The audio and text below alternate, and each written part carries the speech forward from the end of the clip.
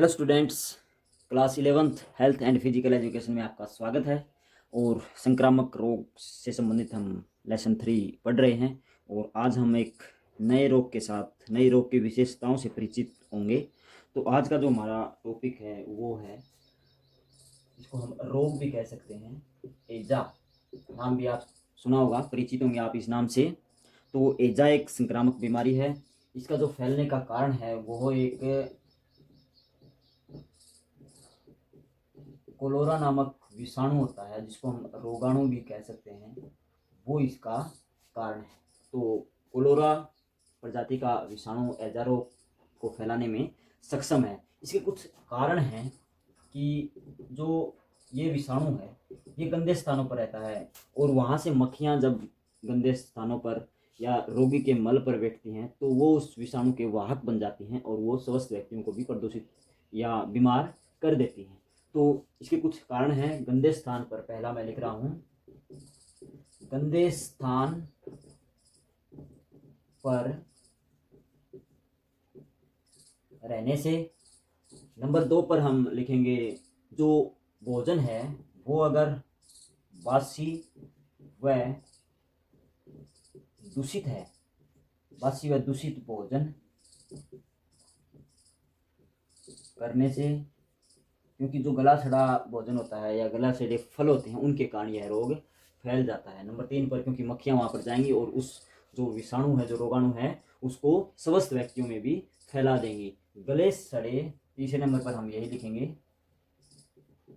गले सड़े फल व सब्जियां खाने से। नंबर 4 पर हम लिखेंगे, गंदा पानी पीने से, या गंदी जगह से जो पानी आता है उसके कारण भी यह रोग फैल जाता है, गंदा पानी पीने से। तो ये कुछ कारण हैं, आप इनको नोट करें। आगे बढ़ते हैं कि इस रोग का जो लक्षण है, व्यक्ति के शरीर में जब यह विषाणु चला जाता है तो उसका प्रभाव हमें क्या देखने को मिलता है, उसकी हलचल हमारे शरीर में कैसे दिखाई देती है, तो वो लक्षण भी हम जान लेते हैं। लक्षण, तो सबसे पहला जो लक्षण है वह यह है कि जब वह विषाणु रोगी के शरीर में जाता है तो उससे क्या होता है, दस्त लगने लग जाते हैं। सबसे पहला तो दस्त या उल्टी भी हम कह सकते हैं, दस्त व उल्टियां होती हैं। और क्या है, दस्त क्यों लगते हैं, जब पेट खराब होता है तो हम पेट खराब के साथ साथ यहाँ पर लिखेंगे, पेट में दर्द भी होने लगता है, पेट में दर्द भी होने लगता है। आगे लिखेंगे, जब ऐजा हो जाता है तो उसको पानी पीने की इच्छा अधिक होती है, तो प्यास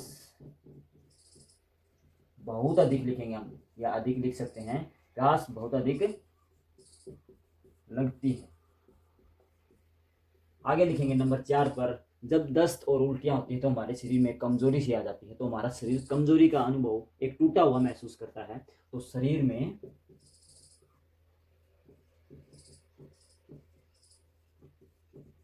कमजोरी आ जाती है। तो ये 4 लक्षण हमने जाने। अब आगे इसके, जब एजा रोग हो जाता है तो उसके बचाव क्या हो सकते हैं, बचाव के क्या माध्यम हो सकते हैं, वो भी हम यहाँ पर अभी लिखेंगे। तो बचाव के जो माध्यम है, जो रोकथाम है, अगर रोग हो गया है या रोग फैलने का कारण है या किसी दूसरे व्यक्तियों में वो रोग फैल सकता है, तो उससे हम कैसे बचाव करें या उसकी रोकथाम कैसे करें।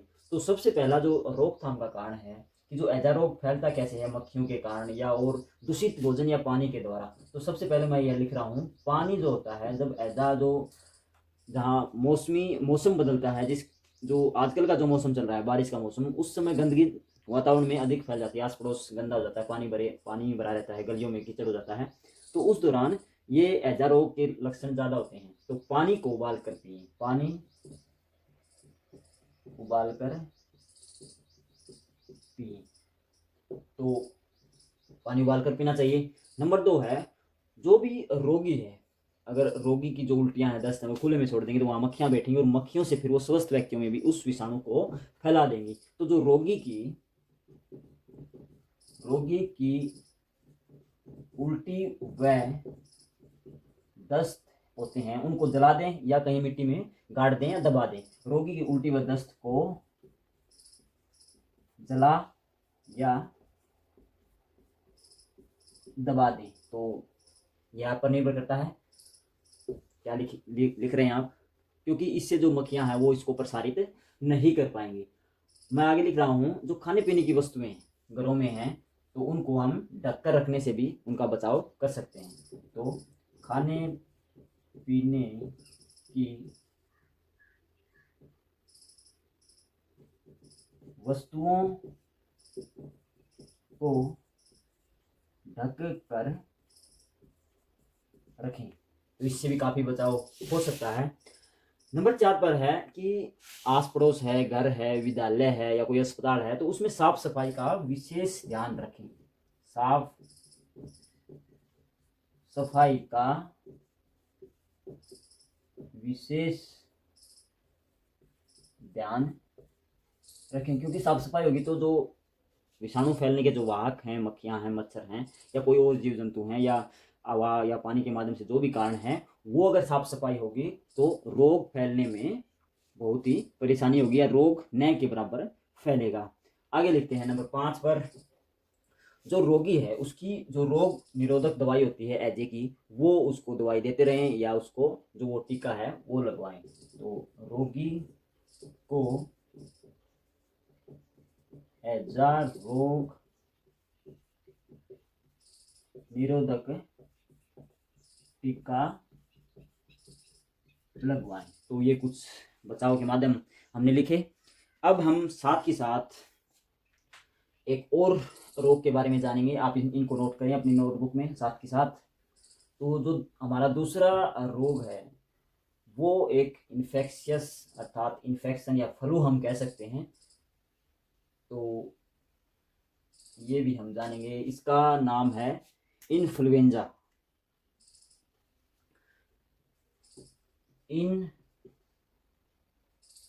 इन्फ्लुएंजा जिसको फ्लू भी बोल देते हैं।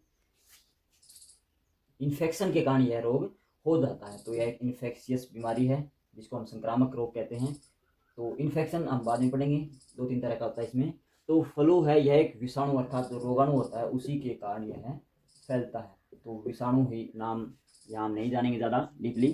तो आपको केवल ये ध्यान रखना है, इन्फ्लुएंजा एक फ्लू बीमारी है अर्थात फैलने वाली बीमारी है। तो इन्फ्लुएंजा जो है वह इन्फेक्शन के कारण होता है। इसके लक्षण हम कुछ जान लेते हैं।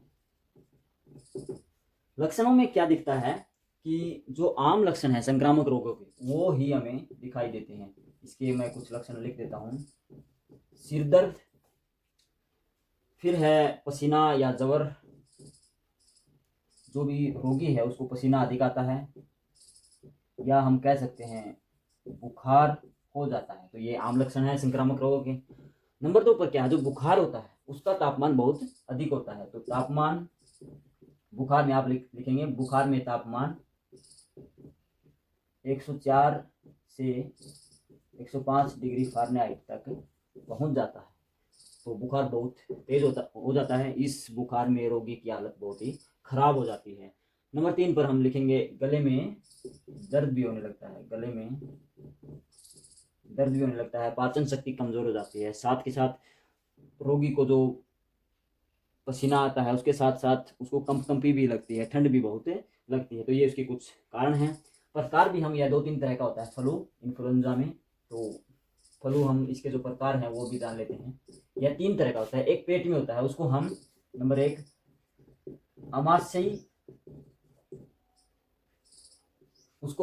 अमाशयी फ्लू बोलते हैं।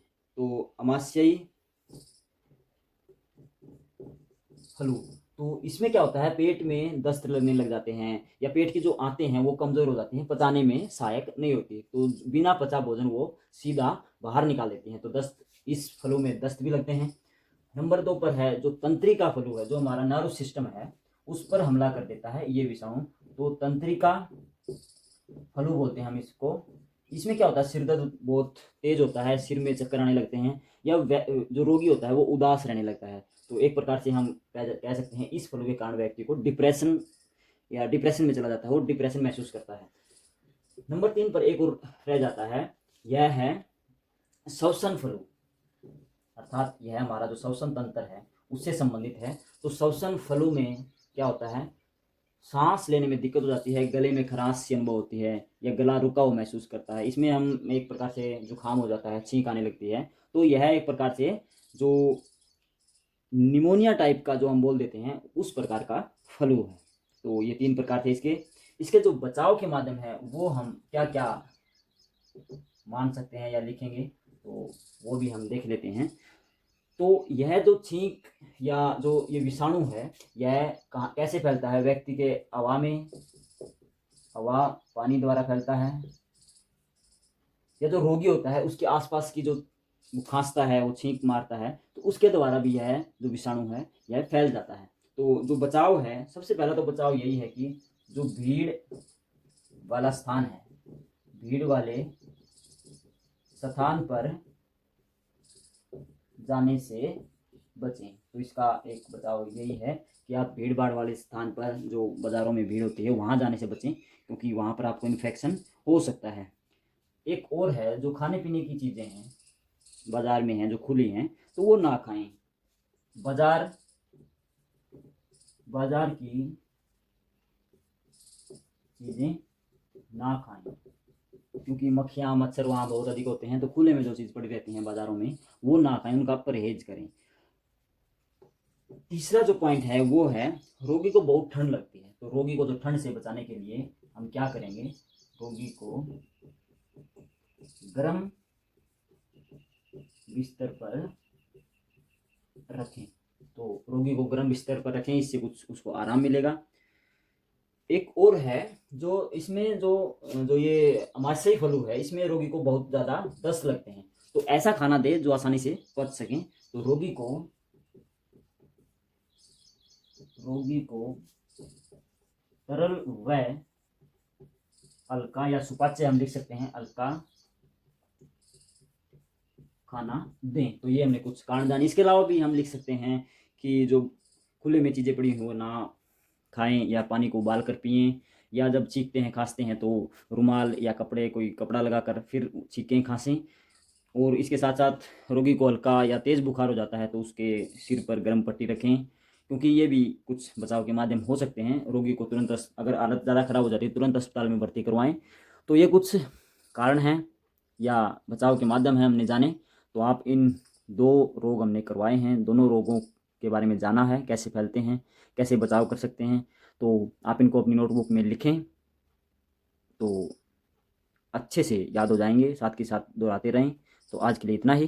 Thank you.